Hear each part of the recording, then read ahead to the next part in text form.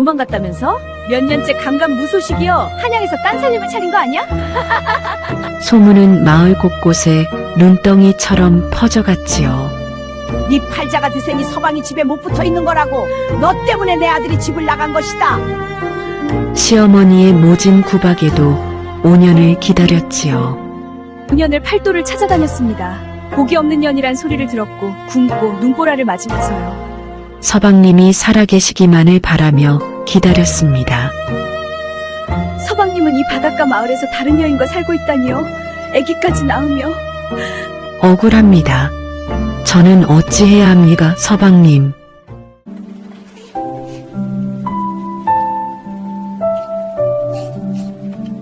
안녕하세요. 효자야담입니다. 사랑하는 여러분, 구독과 좋아요는 저희에게 큰 힘이 됩니다. 지금 꼭 눌러주세요. 먼 옛날 충청도 땅 어느 산자락 아래에 덕촌이라 불리는 마을이 있었답니다. 산이 마을을 등지고 감싸 안았고 앞으로는 실개천이 졸졸 흘러 논배미를 적셨지요. 봄이면 살구꽃이 담장을 타고 흘러내렸고 가을이면 수수며 조가 황금빛으로 물들었습니다. 장날이면 인근 고을 사람들이 모여들어 삼배며 곡식이며 옹기 그릇을 내다 팔았는데 닭 울음소리와 아낙네들의 흥정소리가 뒤섞여 제법 활기가 넘쳤지요. 이 덕촌에 이상진이라는 젊은 선비가 살고 있었습니다. 나이 27에 얼굴이 반반하고 글솜씨가 제법 되어 마을 어른들이 장래를 기대하던 인물이었지요. 허나 집안이 3대째 기울어 논밭이라곤 손바닥만 한 것이 전부였고 늙은 어머니 이씨 노파와 단둘이 사는 처지였습니다. 그나마 3년 전 인근 향반 가문의 딸 윤씨를 아내로 맞이하면서 집안에 훈기가 돌기 시작했지요. 윤씨는 나이 24에 이마가 훤하고 눈매가 또렷한 안악이었습니다. 친정이 넉넉하지는 않아도 아버지가 훈장 노릇을 하며 그를 가르쳤기에 윤씨도 어깨너머로 그를 익혔지요. 바느질 솜씨가 빼어나고 살림수완이 좋아 시어머니 이씨 노파의 까다로운 입맛도 맞출 줄 알았습니다. 다만 시어머니는 며느리를 곱게 볼 생각이 없었지요. 아들이 과거에 올라 가문을 일으켜야 한다는 집념으로 똘똘 뭉친 노파였으니 며느리는 그저 밥이나 짓고 빨래나 하면 족하다는 생각이었답니다. 혼인한 지 3년이 지나도록 이상진은 과거에 번번이 낙방했습니다. 첫 해에는 길이 험해 늦게 도착했다 했고 이듬해에는 몸이 아팠다 했으며 세 번째 해에는 답안지를 잘못 썼다 했지요. 그럴 때마다 윤 씨는 아무 말 없이 남편의 집신을 손질하고 먹을 갈아주었습니다. 속으로는 답답하고 안타까웠지만 남편이 기죽을까봐 내색 한번 하지 않았지요. 그러던 해봄 이상진이 다시 보따리를 쌌습니다. 이번에는 기필코 합격하겠노라, 한양까지 걸어서라도 가겠노라 단단히 벼르는 기색이었지요. 윤 씨는 밤새 남편의 도포를 손질하고 집신을 새로 삼았습니다. 떠나는 날 아침 마당 모퉁이 살구나무 아래에서 두 사람은 마주 섰지요. 이상진이 먼저 입을 열었습니다. 여보, 이번엔 기필코 합격하고 돌아올 것이오. 늦어도 가을 전에는 소식을 전하리다. 그러니 어머니 잘 모시고 몸 상하지 말고 기다려 주시오. 윤 씨는 고개를 살짝 숙이며 대답했습니다. 예, 서방님. 부디 몸 조심하시고 끼니 거르지 마십시오. 소식이 늦더라도 저는 기다리겠습니다. 반드시 살아서 돌아오셔야 합니다. 이상진은 그 말에 씩 웃으며 살구나무 가지를 한번 바라보았습니다. 막 꽃봉오리가 터지려는 참이었지요. 그는 보따리를 축혀 올리고 살인문을 나섰습니다. 윤 씨는 담장 너머로 남편의 등이 보이지 않을 때까지 서 있었지요. 그것이 마지막이었습니다. 가을이 와도 소식이 없었습니다. 겨울이 와도 다시 봄이 와도 편지 한 장 오지 않았지요. 시어머니 이 씨 높아는 날이 갈수록 날이 서갔습니다. 아가, 내가 뭘 잘못한 게 있지 않느냐? 내 아들이 그냥 소식을 끊을 사람이 아닌데 내가 뭔가 서방 마음을 상하게 한 게 분명해. 집안에 사람을 잘 들여야 하는 것인데 쯧쯧 윤 씨는 입술을 깨물었습니다. 아무리 억울해도 시어머니 앞에서 목소리를 높이는 것은 며느리의 도리가 아니었지요. 어머니, 무슨 잘못을 했는지 모르겠사오나 서방님은 반드시 살아계실 겁니다. 그러나 기다림은 하루하루 무너지는 일이었습니다.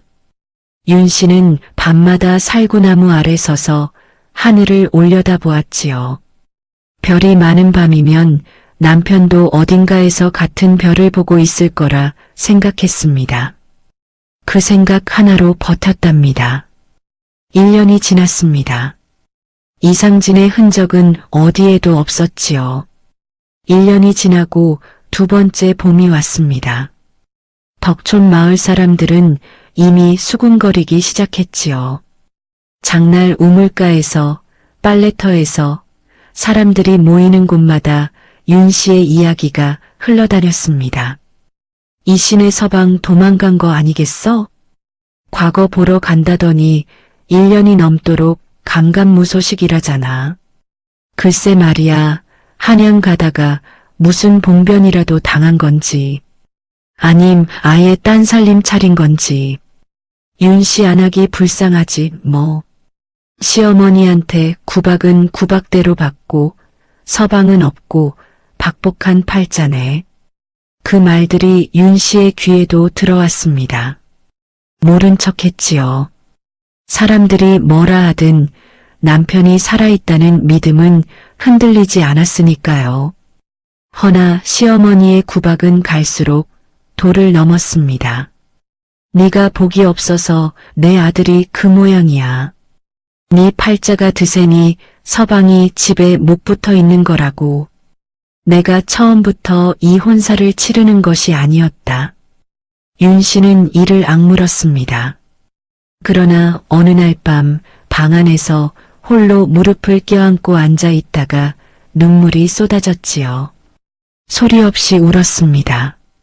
어깨를 들썩이지도 훌쩍이지도 않았습니다. 그냥 눈에서 물이 흘렀지요. 그러다 문득 이런 생각이 들었답니다. 기다리는 것은 이제 그만이다. 내가 직접 서방님을 찾아 나서야겠다. 그 생각이 들자 오히려 마음이 고요해졌습니다. 무언가 결심이 서면 사람이 고요해지는 법이지요. 이튿날 아침 윤 씨는 오라버니 윤대복을 찾아갔습니다. 윤대복은 마을에서 두어 마장 떨어진 곳에 살고 있었는데 나이 30의 어깨가 넓고 목소리가 우렁차며 여동생 일이라면 발 벗고 나서는 사람이었지요. 오라버니, 제가 직접 서방님을 찾아 나서려 합니다. 윤대복은 눈이 휘둥그레졌습니다. 뭐시라? 지금 너라 했느냐? 안악 혼자 길을 나선다고? 세상이 어떤 세상인데 그게 말이 되는 소리냐? 산에는 도적이 들끓고 길에는 행색 험한 놈들이 널렸는데 어디라고 길을 나선다는 것이냐? 오라버니, 가만 앉아서 더 기다리면 더 미칠 것 같습니다. 살아있는지 죽었는지도 모르는 채로 구박을 받으며 사느니 차라리 발바닥이 닳도록 찾아 나서겠습니다. 윤대복은 한동안 말이 없었습니다. 여동생의 눈빛을 보았지요. 눈물도 없고 흔들림도 없었습니다. 그저 단단하고 차가운 눈빛이었지요. 알았다. 대신 혼자는 안 된다. 내가 같이 가마. 오라버니는 식구가 있지 않습니까? 식구는 내가 알아서 한다. 내가 죽자 사자 찾아다니다가 봉변이라도 당하면 내가 어찌 낯을 들겠느냐. 두 남매는 사흘 뒤 새벽에 길을 떠났습니다. 시어머니에게는 친정에 다녀오겠다고만 했지요. 만약 남편을 찾아 나선다고 했다가는 불호령이 떨어질 것이 뻔했으니까요. 한양으로 가는 길은 멀고 험했습니다. 고갯길을 넘고 강을 건너고 낯선 주막에서 잠을 청했지요. 한양에 도착해서는 과거 시험장 근처를 수소문했습니다. 이상진이라는 이름을 아는 사람이 있는지, 시험에서 그런 이름을 본 사람이 있는지 물어보았지요. 허나 한양은 넓었고 사람은 많았으며 아무도 이상진을 몰랐습니다. 시험장 명부에 이름이 없다 합니다. 어찌합니까, 오라버니? 윤대복이 주먹을 쥐었습니다. 시험장에 아예 나타나지를 않았다는 말이냐? 두 남매는 한동안 망연자실 말을 잃었지요.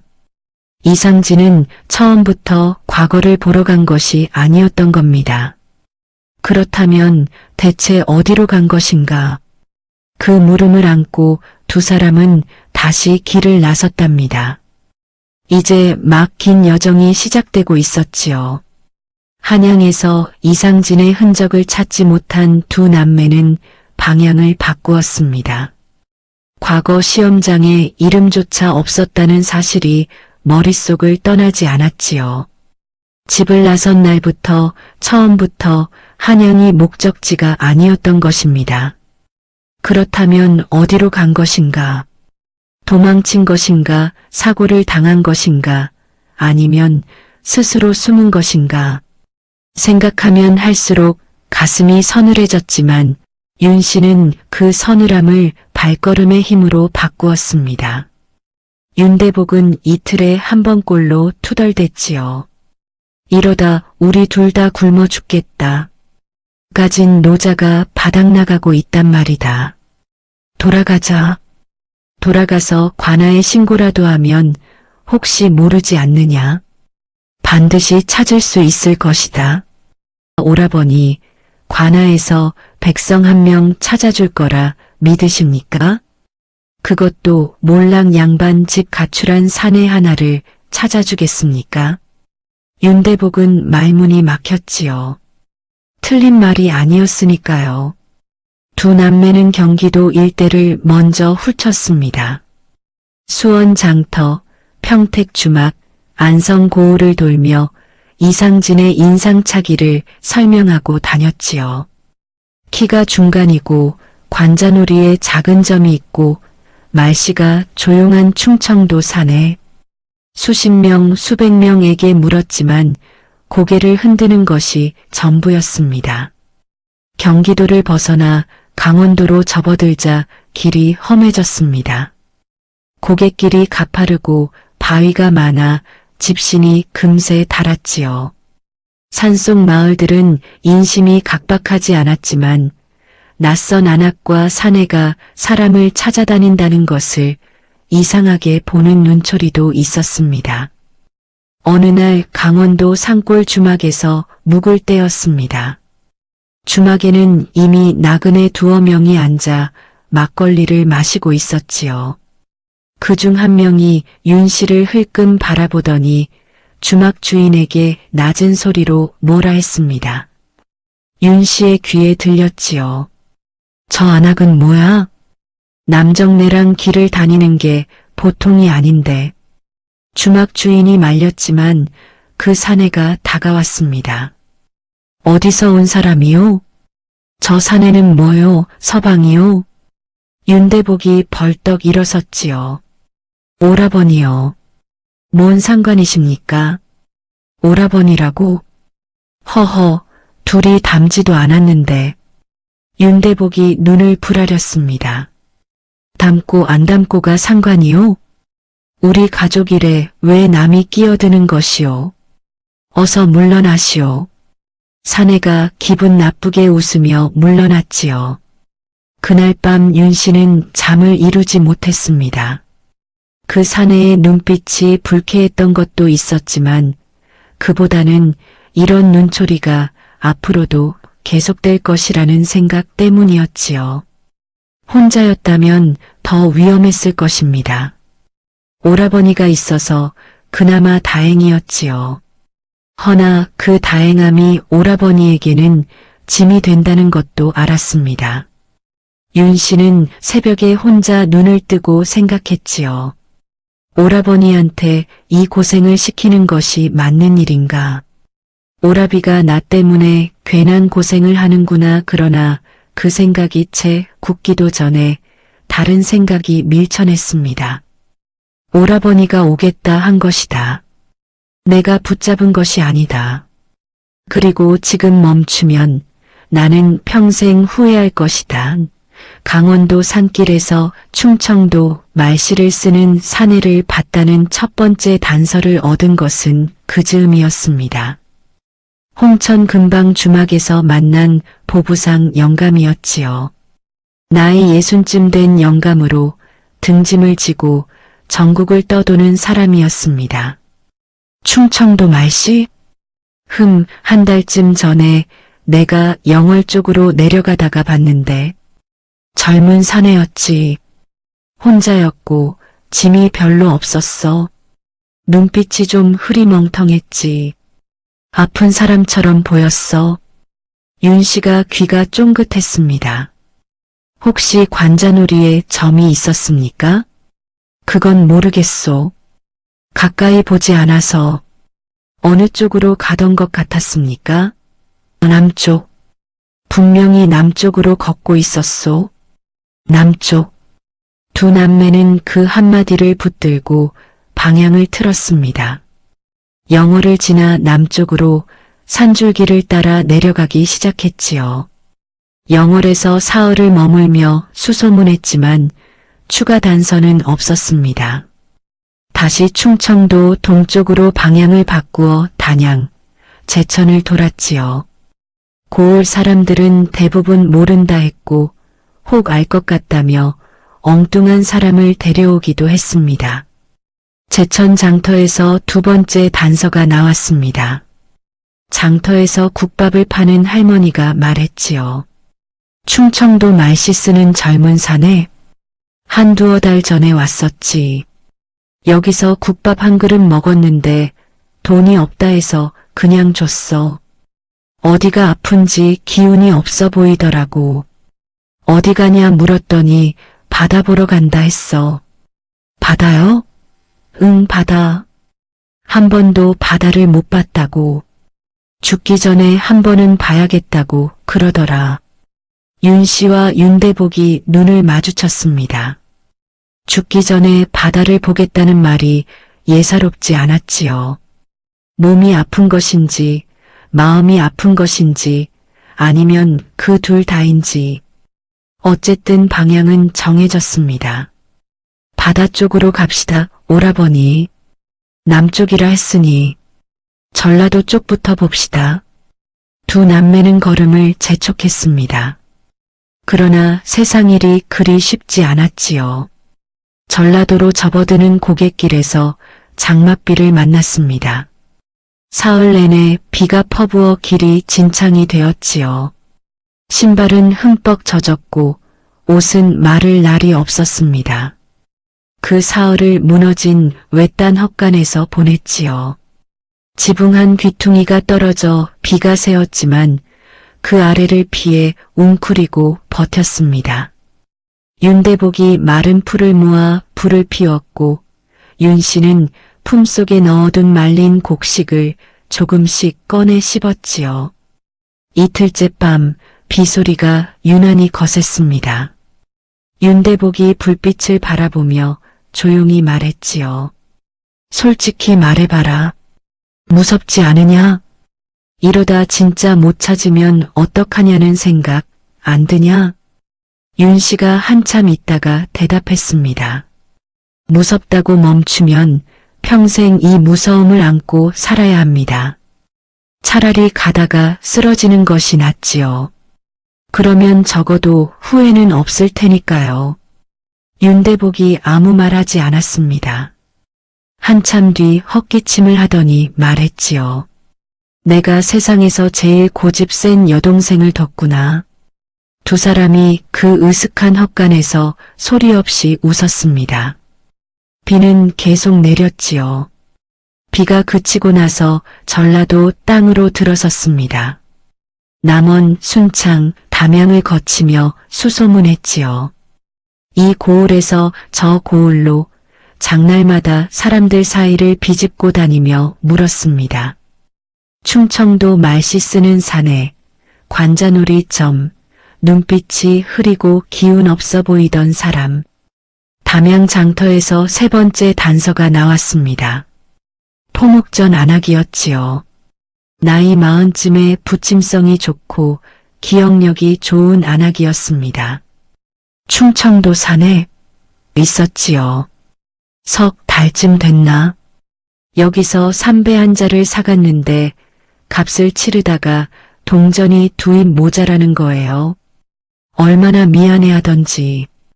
그냥 가져가라 했더니 몇 번이나 절을 하더라고요. 그분이 어디로 가던 것 같았습니까? 서쪽이요. 바닷가 쪽이라 했어요. 어느 포구에 일자리가 생겼다고요. 일자리. 이상진이 바닷가에서 일자리를 얻었다는 것이었지요. 그렇다면 정착한 것인가? 어딘가에 자리를 잡은 것인가?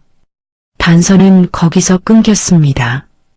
그러나 방향은 더 명확해졌지요. 서쪽 바다, 전라도 서해 쪽이었습니다. 두 남매는 서쪽으로 발길을 틀었습니다. 산이 낮아지고 들판이 넓어졌지요. 바람 속에 소금 냄새가 조금씩 섞여오기 시작했습니다. 그 냄새를 맡으면서 윤 씨는 걸음이 빨라지는 것을 느꼈지요. 그러나 전라도 서해 포구들을 돌기 시작하면서 다시 막막함이 왔습니다. 포구가 한두 곳이 아니었지요. 크고 작은 어촌 마을이 해안선을 따라 줄지어 있었고 각 마을마다 외지에서 흘러들어온 사람들이 제법 있었습니다. 이상진 하나를 찾는 것은 여전히 모래밭에서 조개 한 알 찾는 것과 다르지 않았지요. 한 포구에서 닷새를 머물렀지만 아무 소식이 없었습니다. 두 번째 포구에서 사흘, 세 번째 포구에서 이틀. 그러다 윤대복의 발이 굼기 시작했지요.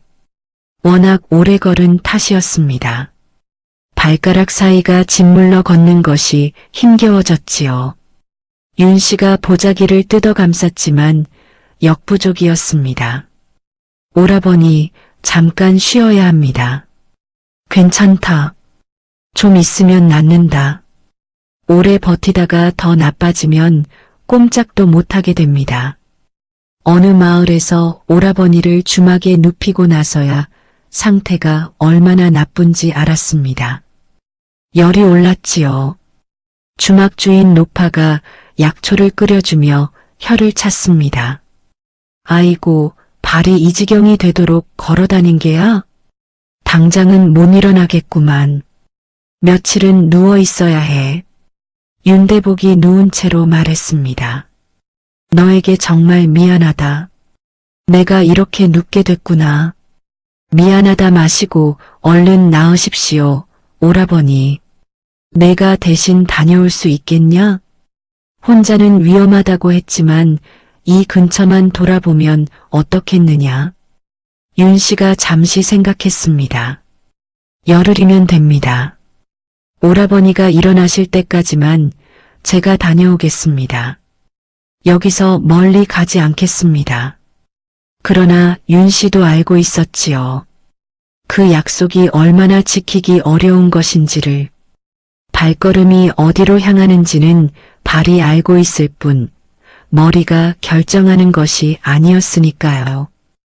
홀로 나선 길은 달랐습니다. 고요했고 무거웠으며 동시에 이상하게 자유로웠지요. 누군가를 신경 쓸 필요가 없으니 걸음도 멈춤도 온전히 자신만의 것이었습니다. 윤 씨는 해안선을 따라 남쪽으로 내려갔습니다. 아침에 일어나면 바다를 보며 걷고 포구마다 들러 물었지요. 충청도 산에 관자놀이점 말씨가 조용한 사람. 어떤 이는 모른다 하고 어떤 이는 비슷한 사람이 있는 것 같다며 엉뚱한 데를 가리켰습니다. 열흘째 되던 아침이었습니다. 언덕 위에서 내려다 보이는 바닷가 마을 하나가 눈에 들어왔지요. 작은 포구를 끼고 있었고 아침장이 열리는 중이었습니다. 사람들이 좌판을 펼치고 생선과 나물을 내놓는 소리가 아래까지 들려왔지요. 윤 씨는 목이 말랐습니다. 우물이라도 찾자 싶어 장터 쪽으로 걸어 내려갔지요. 그리고 그 순간이었습니다. 장터 한가운데 생선 좌판 옆에서 한 남자가 웃고 있었지요. 옆에는 젊은 여인이 서 있었고 그 여인의 품에는 돌쟁이쯤 되어 보이는 아기가 안겨 있었습니다. 남자는 그 여인의 어깨에 손을 얹고 환하게 웃고 있었지요. 윤 씨의 두 발이 그대로 땅에 붙어버렸습니다. 관자놀이에 작은 점이 있었습니다. 심장이 멈추는 것 같았습니다. 아니, 멈추지 않았습니다. 오히려 너무 세게 뛰어서 귀 안쪽까지 쿵쿵 울렸지요. 윤 씨는 그 자리에 선 채로 눈을 깜빡이지도 못했습니다. 장터의 소음이 한순간에 멀어졌고 세상이 그 남자 하나만 남기고 텅 비어버린 것 같았지요. 이상진이었습니다. 틀림없었습니다. 관자놀이의 점 걸을 때 왼쪽 어깨가 살짝 처지는 버릇, 웃을 때 눈이 먼저 휘어지는 모양. 5년 가까운 세월이 흘렀어도 윤 씨는 그것을 잊지 않고 있었지요. 저 얼굴을 보기 위해 팔도를 헤맸습니다. 저 얼굴이 그리워서 눈보라 속에서도 쓰러지지 않았지요. 저 얼굴을 다시 보는 순간 엉엉 울어버릴 것 같았습니다. 그런데 그 얼굴이 다른 여인을 향해 웃고 있었습니다. 여인은 어린 아기를 품에 안고 이상진의 말에 고개를 끄덕이고 있었지요. 수수하게 생겼으나 눈매가 맑고 볼이 건강하게 붉었습니다. 아기는 통통하고 포동포동했는데 이상진을 올려다보며 두 팔을 뻗었지요. 이상진이 자연스럽게 아기를 받아 안았습니다. 아기가 이상진의 턱을 붙잡고 킥킥 웃자 이상진도 따라 웃으며 아기의 볼에 코를 비볐습니다. 그 모습이 너무나 자연스러웠습니다. 몇 달이 아니라 몇 년을 함께 살아온 사람들처럼 세 사람이 하나의 가족으로 거기 서 있었지요. 윤 씨의 두 눈에서 눈물이 쏟아지려 했습니다. 그러나 눈물이 채 나오기도 전에 다른 무언가가 먼저 차올랐지요. 이름 붙이기 어려운 감정이었습니다. 분노인지 슬픔인지 허탈함인지 그 모든 것이 한꺼번에 뒤엉켜 가슴 속에서 덩어리를 이루었지요. 5년이었습니다. 5년 동안 시어머니의 구박을 받으며 버텼습니다.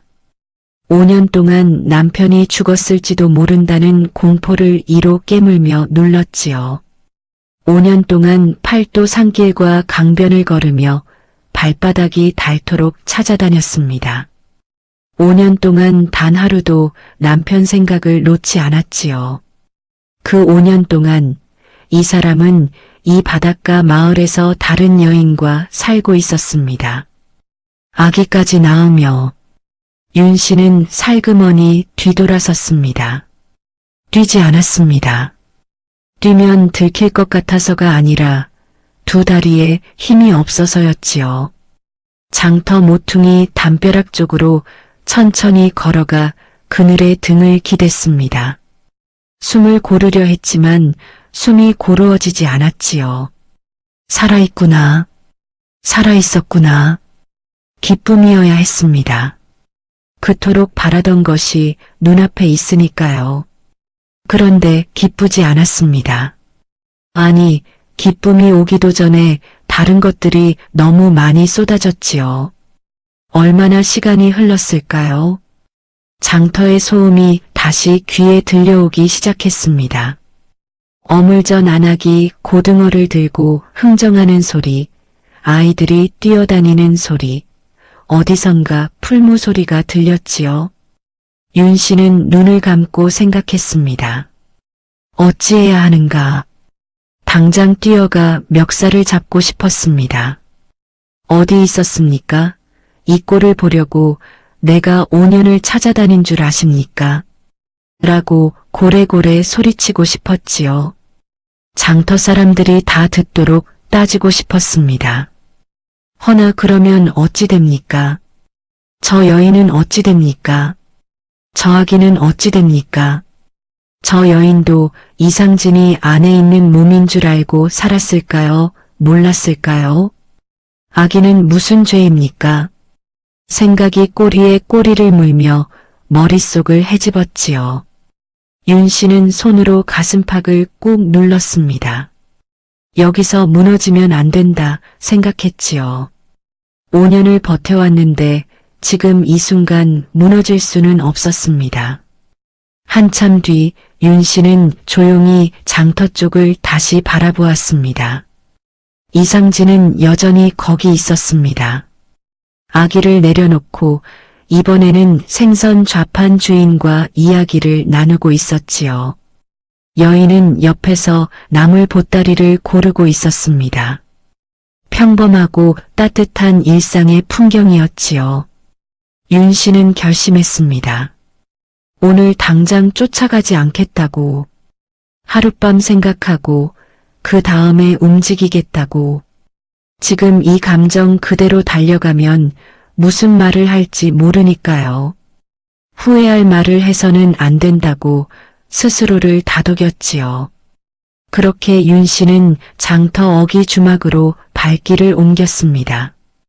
방 한 칸을 빌렸지요. 방 안에 홀로 앉아 무릎을 꼭 껴안고 밤을 보냈습니다. 바깥에서는 파도 소리가 들려왔습니다. 쉬지 않고 밀려왔다 쓸려가는 파도 소리가 꼭 윤 씨의 마음 같았지요.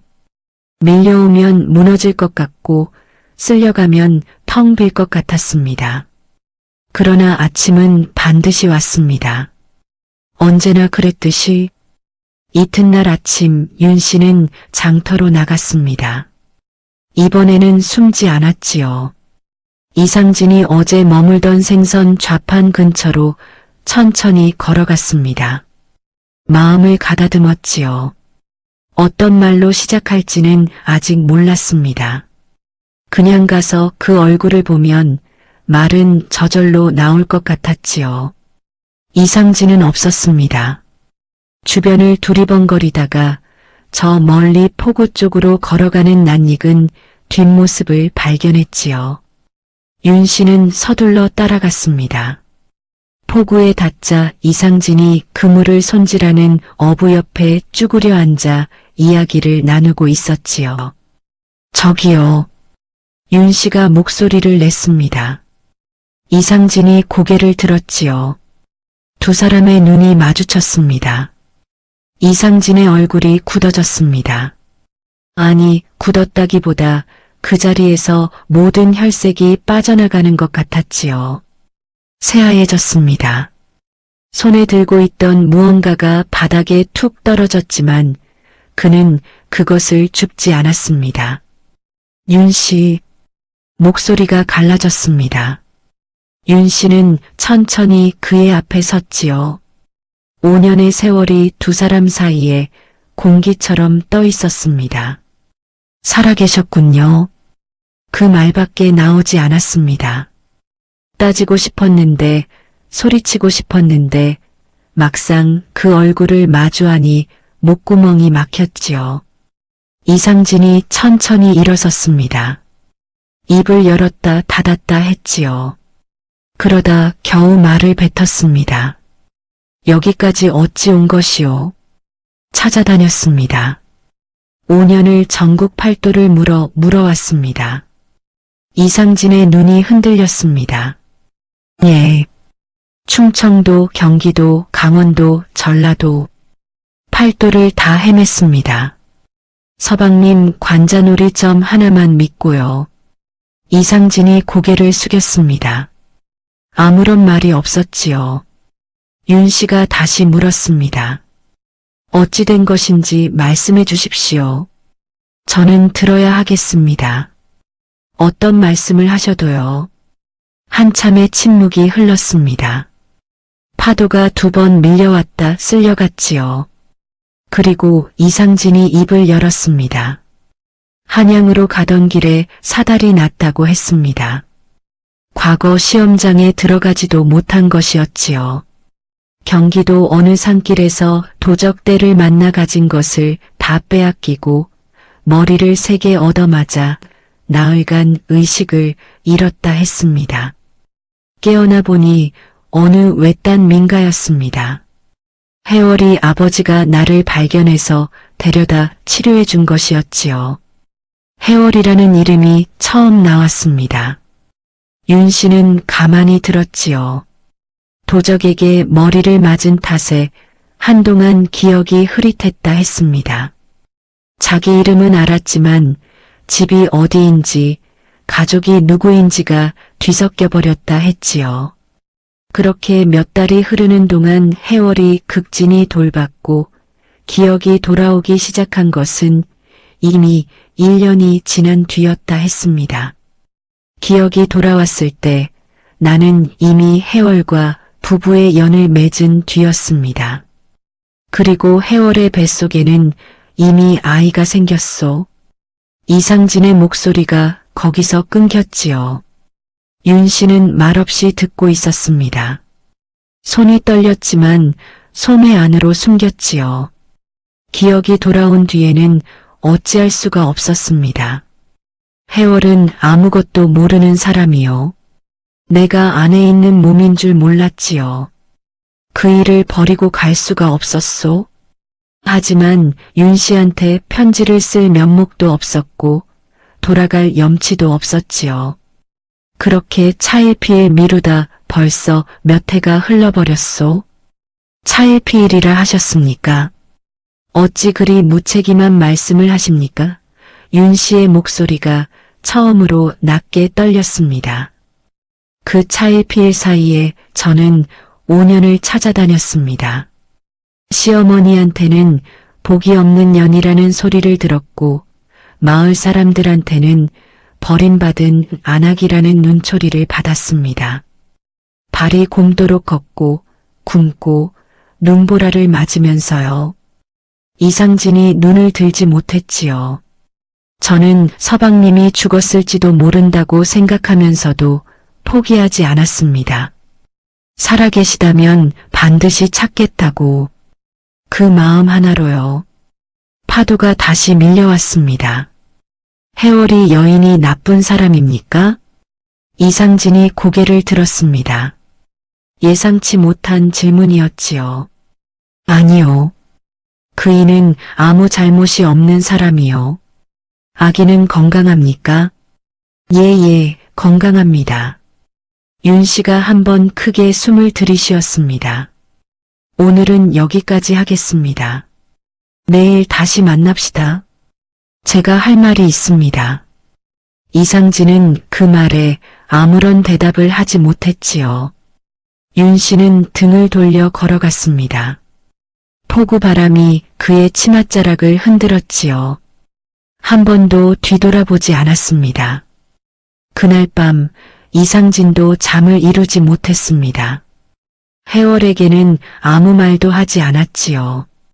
해월은 남편이 말이 없자 이상히 여기면서도 조용히 아기를 재웠습니다. 그리고 윤 씨는 주막방에서 하룻밤을 온전히 생각에 바쳤지요. 선택을 해야 했습니다.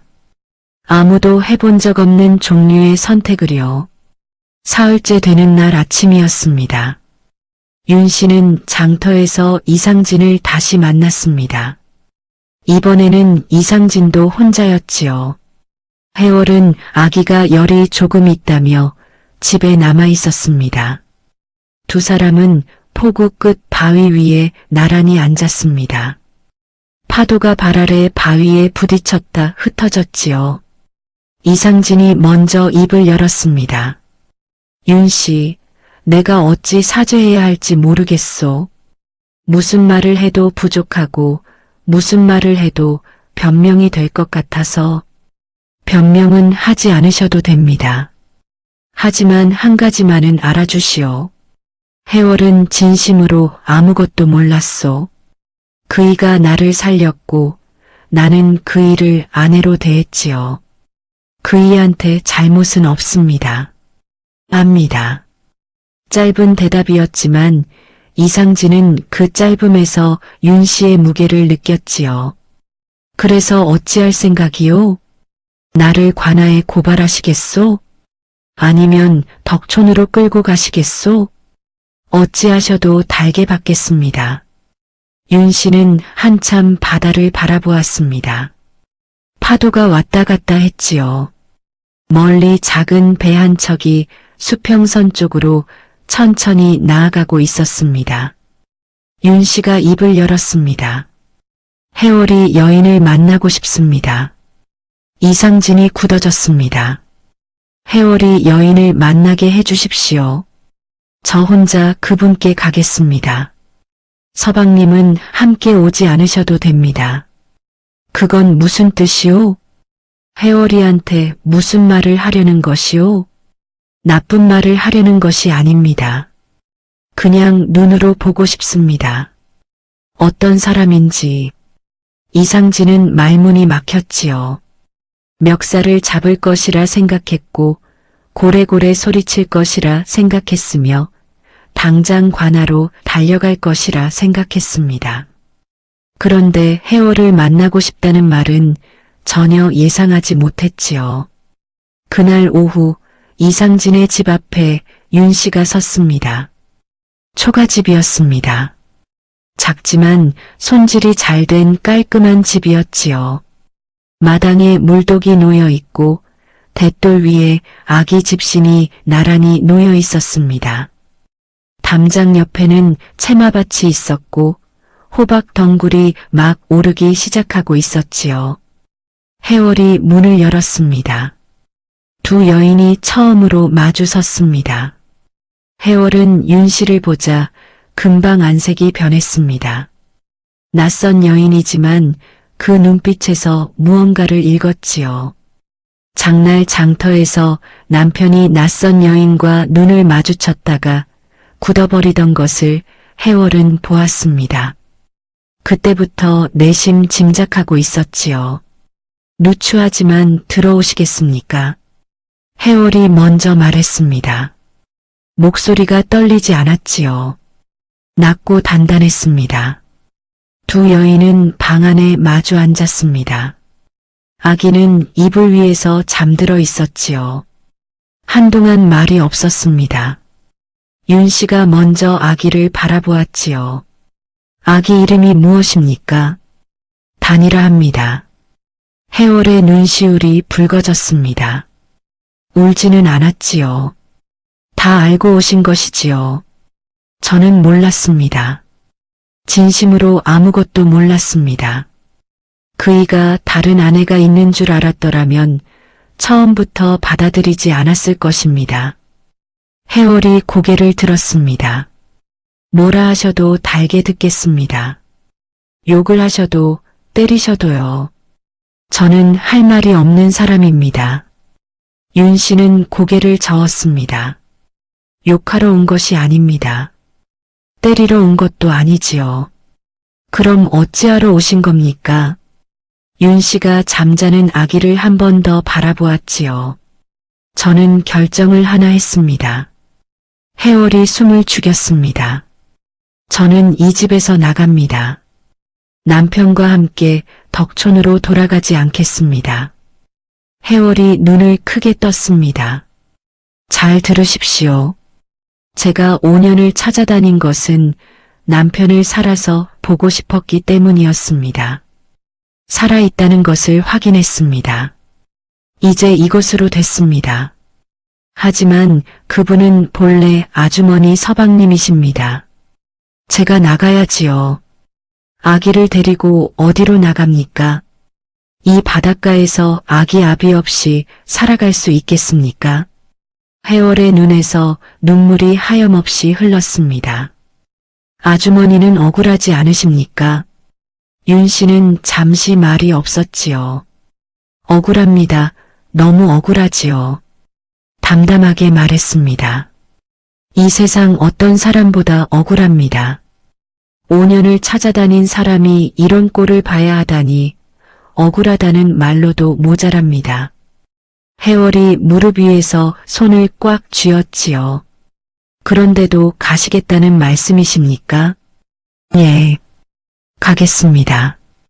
대신 조건이 있습니다. 윤 씨의 눈빛이 달라졌습니다. 슬픔도 분노도 아닌 단단하고 또렷한 눈빛이었지요.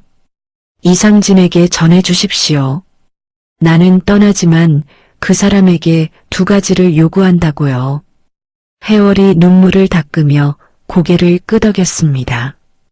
첫째, 덕촌에 계신 시어머니를 끝까지 모셔야 합니다. 내가 떠나면 그 노파는 홀로 남게 됩니다. 구박을 퍼붓던 분이지만 자식이 보살펴야 할 어른입니다. 그것만은 반드시 지켜야 합니다. 둘째, 단이를 바르게 키우십시오. 저 아기가 무슨 죄가 있습니까? 세상이 손가락질하더라도 아버지는 지켜주어야 합니다. 해월이 흐느꼈습니다. 울지 마십시오. 저도 울고 싶은데 둘이 울면 단이가 깨겠지요. 그 말에 해월이 울음을 삼켰습니다. 윤 씨가 자리에서 일어섰지요. 방문을 열며 한 번 더 잠든 아기를 바라보았습니다. 통통하고 평화롭게 잠든 얼굴이었지요.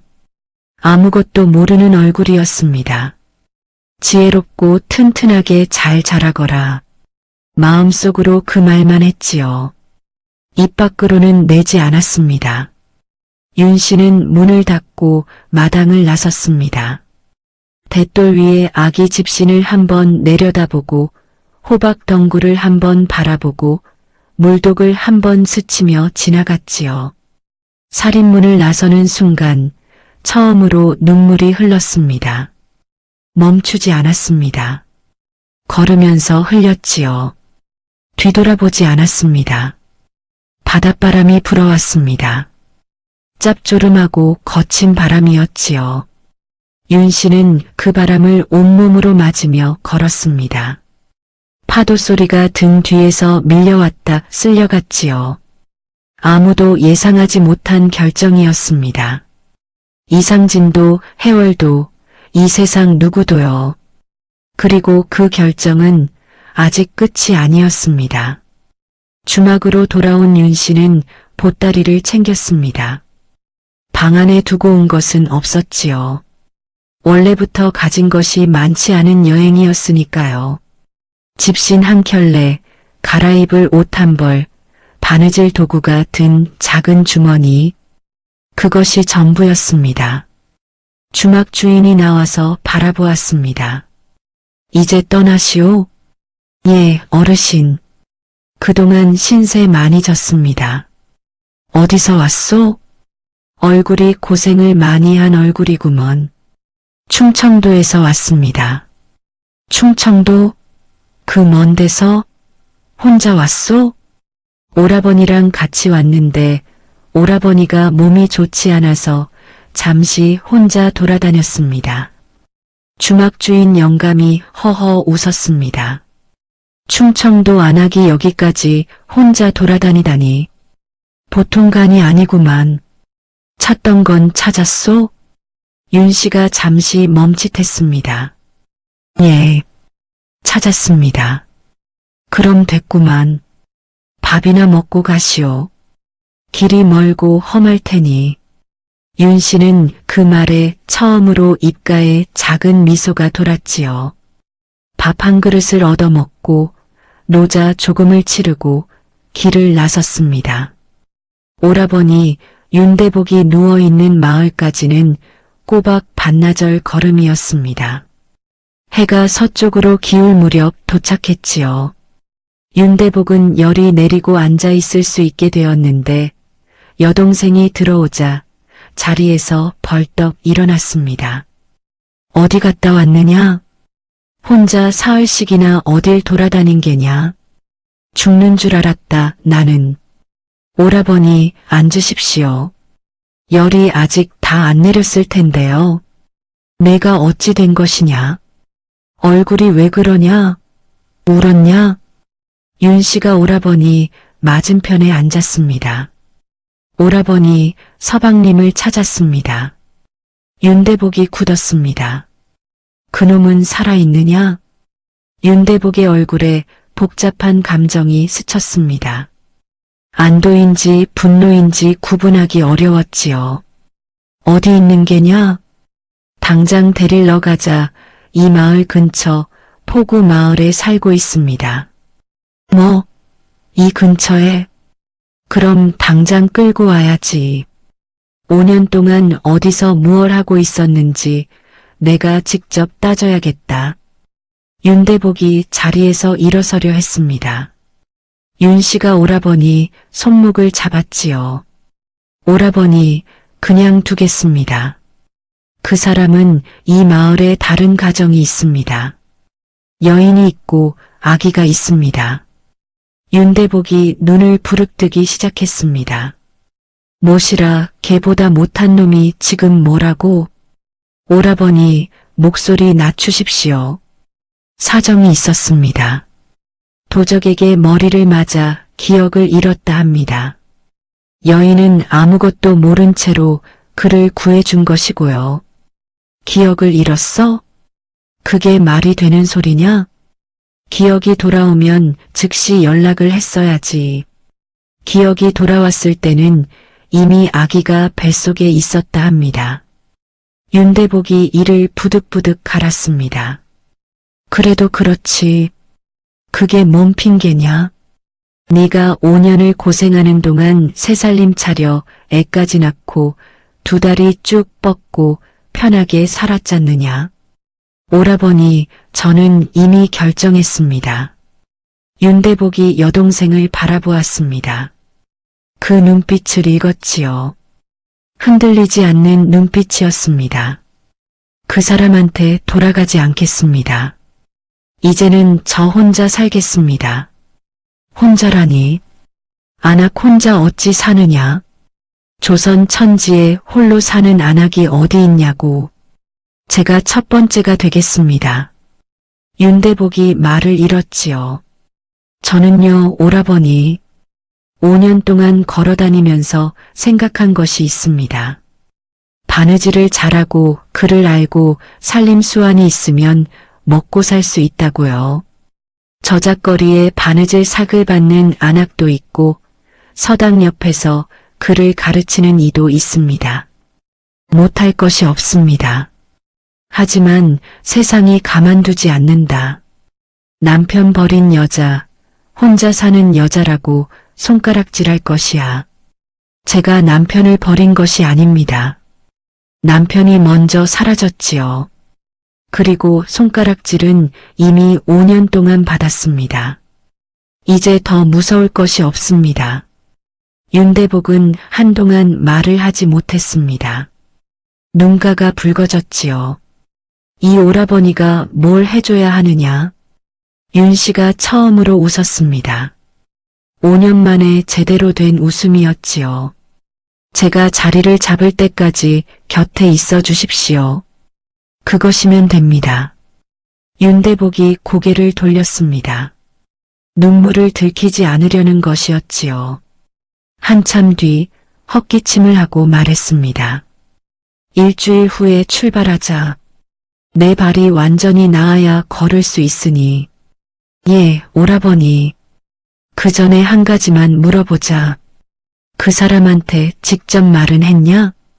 시어머니 잘 모시고 아기 바르게 키우라 했습니다. 윤대복이 코를 훌쩍였습니다. 착한 것도 정도가 있어야지. 아이쿠, 이 미련한 거사 착한 것이 아닙니다. 오라버니. 그게 제가 할 수 있는 마지막 자존심이었습니다. 그 말에 윤대복은 더 이상 아무것도 묻지 않았습니다. 일주일 뒤 두 남매는 길을 나섰습니다. 충청도를 향해 왔던 길을 다시 걸었지요. 이번에는 찾아가는 길이 아니었습니다. 새로운 삶을 향해 나아가는 길이었지요. 바닷바람이 등 뒤에서 불어왔습니다. 밀어주는 바람이었지요. 덕촌에 돌아온 것은 늦여름이었습니다. 산자락 아래 실개천은 여전히 졸졸 흘렀고 살구나무는 여름 녹음을 들이우고 있었지요. 마을은 윤 씨가 떠나기 전 모습과 크게 다르지 않았습니다.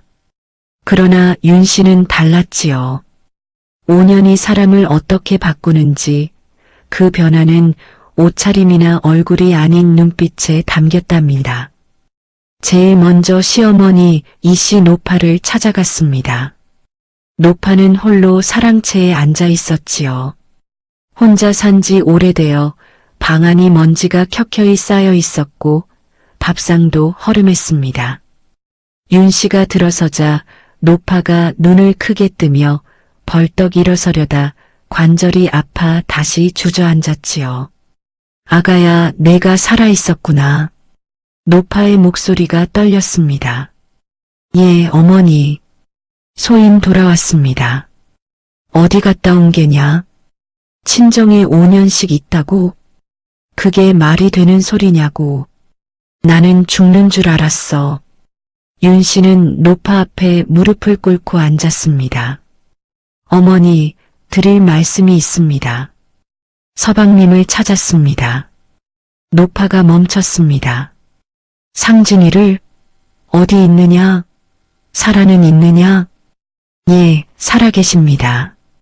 전라도 바닷가 마을에 계십니다. 노파의 눈에서 눈물이 쏟아졌습니다. 살아있었어?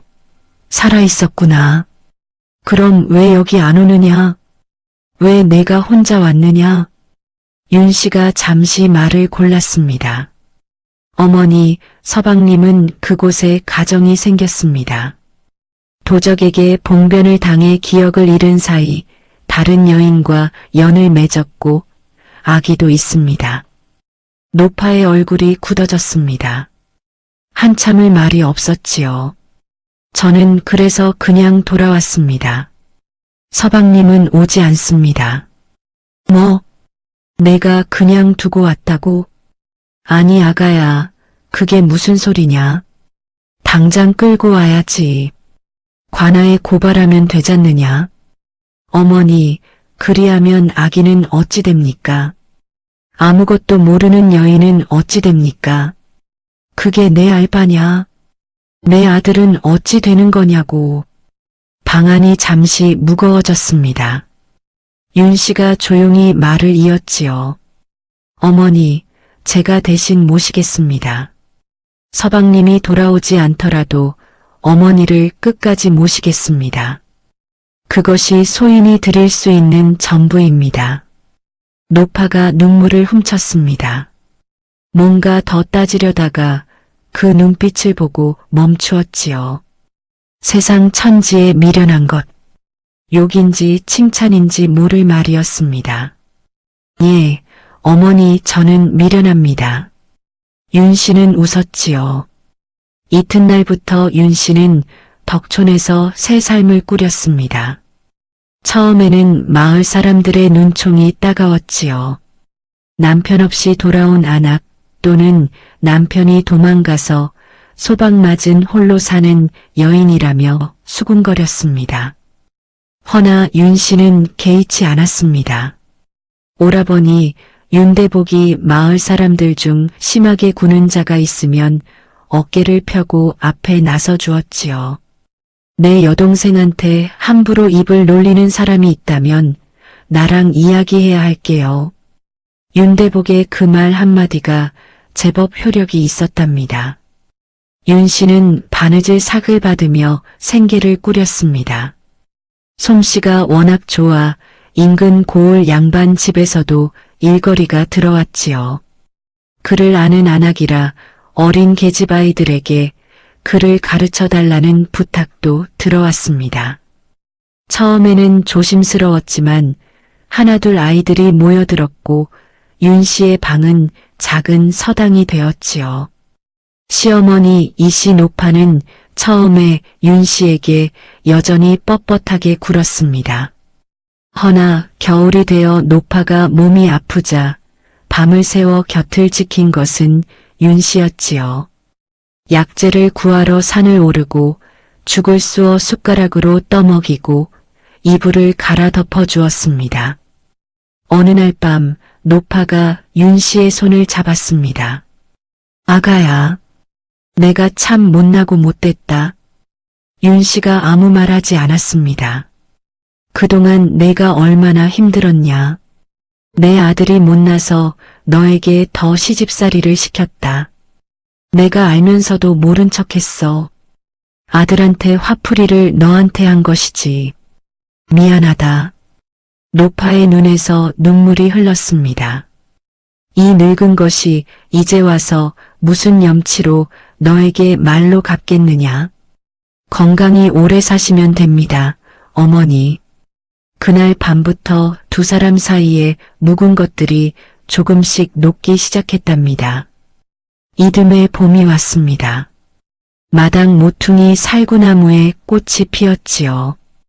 윤 씨가 이 집에 처음 시집 오던 날도 이 나무에 꽃이 피었었고 이상진을 처음 떠나보내던 날도 이 나무에 꽃봉오리가 맺혔었습니다. 그 세월이 다 흘러 다시 봄이 왔지요. 윤 씨는 마당에 서서 살구꽃을 바라보았습니다. 한 번도 원망한 적 없는 나무였지요. 나무는 사람 사정을 모르고 그냥 해마다 피고 졌을 뿐이지만 그게 오히려 위로가 되었습니다. 세상이 어찌되든 봄은 오고 꽃은 피는 법이라고요. 그날 오전 뜻밖의 손님이 찾아왔습니다. 마당 앞 살인문이 삐걱 열리면서 낯선 사내가 들어섰지요. 아니, 낯설지 않았습니다. 5년 전 이 살인문을 나서던 그 사람이었지요. 이상진이었습니다.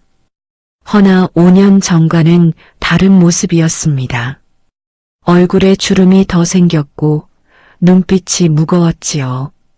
양손에 아무것도 들지 않고 그냥 서 있었습니다. 기죽은 사람처럼 어깨가 내려와 있었지요. 윤 씨가 그를 보았습니다. 놀라지 않았습니다. 이미 마음의 준비가 된 사람처럼 그냥 바라보았지요. 이상진이 마당 안으로 한 걸음 들어섰습니다. 어머니는 어찌 계시오? 방 안에 계십니다. 겨울에 한 번 몸이 많이 상하셨는데 지금은 좀 나아지셨습니다. 잠시 침묵이 흘렀습니다. 부인한테 할 말이 있어서 왔소. 이상진이 천천히 말했습니다. 해월이 아버지가 돌아가셨소. 지난 겨울에요. 그 바람에 집안이 어수선해지면서 내가 오래 생각했소. 해월이는 친정 가족이 있고 아기는 건강하고 그쪽 포구 마을에서 이미 뿌리를 내리고 있소. 내가 없어도 살 수 있는 형편이 됐지요. 윤 씨가 아무 말하지 않았습니다. 나는 죄가 무거운 사람이요. 해월이한테도 부인한테도 어머니한테도 잘못했소. 어떤 변명도 통하지 않는 것 알고 있소. 허나 죽기 전에 어머니 한 번 뵙고 싶었고 그리고 부인에게 직접 사죄하고 싶었소. 이상진이 그 자리에 무릎을 꿇었습니다. 마당에 그대로 흙 위에 무릎을 꿇었지요. 미안하오. 정말로 미안하오. 윤 씨는 그를 내려다보았습니다. 5년의 그 세월이 눈앞을 스쳐갔지요. 눈보라 속 산길, 폭우의 짭조름한 바람, 해월이 방에서 잠들어 있던 아기 다니의 얼굴. 그날의 참담했던 얼굴이. 한참 뒤 윤 씨가 말했습니다. 일어나십시오. 무릎 꿇는다고 5년이 돌아오지는 않습니다. 일어나십시오. 이상진이 천천히 일어났습니다. 어머니 방으로 들어가십시오. 어머니가 서방님 보고 싶어 하셨습니다. 윤 씨가 잠시 살구꽃을 바라보았습니다. 저는 제 살 길을 가겠습니다. 서방님도 당신 길을 가십시오. 어머니를 두고 다시 사라지지만 않으면 됩니다. 윤 씨가 그를 정면으로 바라보았습니다. 원망합니다. 그 마음이 아주 없다고 하면 거짓말이지요. 허나 원망을 붙들고 있으면 내가 더 힘들 뿐입니다. 그래서 내려놓았습니다. 내 힘으로요. 이상진이 눈을 감았습니다. 참으로 대단한 사람이요. 부인은 대단하지 않습니다. 살아남은 것뿐입니다. 어떻게든 살아있으니 살아내야지요. 이상진이 사랑채 쪽으로 걸어갔습니다. 문을 열자 어머니의 목소리가 들려왔지요. 상진아, 내 아들 상진이 아니냐? 노파의 울음이 섞인 목소리가 담장 너머로 흘러나왔습니다. 윤 씨는 그 소리를 들으며 마당 한가운데 서 있었지요. 그리고 그 봄 이후로 세상은 천천히 달라졌답니다. 이상진은 덕촌에 남아 어머니를 봉양했습니다. 해월과의 사이는 멀어졌지만 아기 다니의 뒷바라지는 계속했지요. 세월이 흐르며 다니는 건강하게 자랐습니다. 윤 씨는 덕촌에서 글방 안악으로 자리를 잡았습니다. 계집아이들과 어린 사내아이들이 몰려들었고 윤 씨의 글방은 인근에서 이름이 났지요. 마을 사람들의 수군거림은 어느새 존경으로 바뀌었습니다. 윤 씨 안악 보게나. 서방을 찾아 팔도를 혼자 헤매고도 저렇게 반듯하게 살아가니 보통 사람이 아니야. 그러게. 그 어려운 처지에도 시어머니를 내팽개치지 않고 저분이 진짜 어른이지. 오라버니 윤대복은 가끔 글방 문 앞에 나타나 여동생이 아이들 가르치는 소리를 들으며 혼자 웃었답니다. 살구나무는 그 다음 해에도 또 그 다음 해에도 꽃을 피웠습니다. 세상은 윤 씨에게 가혹했지요. 남편을 잃고 찾아 헤매고 찾고 보니 배신을 당한 여인. 그 모든 것을 겪고도 윤 씨가 무너지지 않은 것은 단 한 가지 때문이었답니다. 스스로를 놓지 않았기 때문이지요. 남이 나를 놓아버려도 내가 나를 놓지 않으면 살 수 있다는 것. 그것을 윤 씨는 팔도를 헤매며 발바닥으로 배웠지요. 그리하여 덕촌의 살구꽃은 해마다 피고 윤 씨의 글방에서는 아이들 글 읽는 소리가 흘러나왔답니다. 그 소리가 실개천을 따라 마을 구석구석으로 퍼져나갔지요.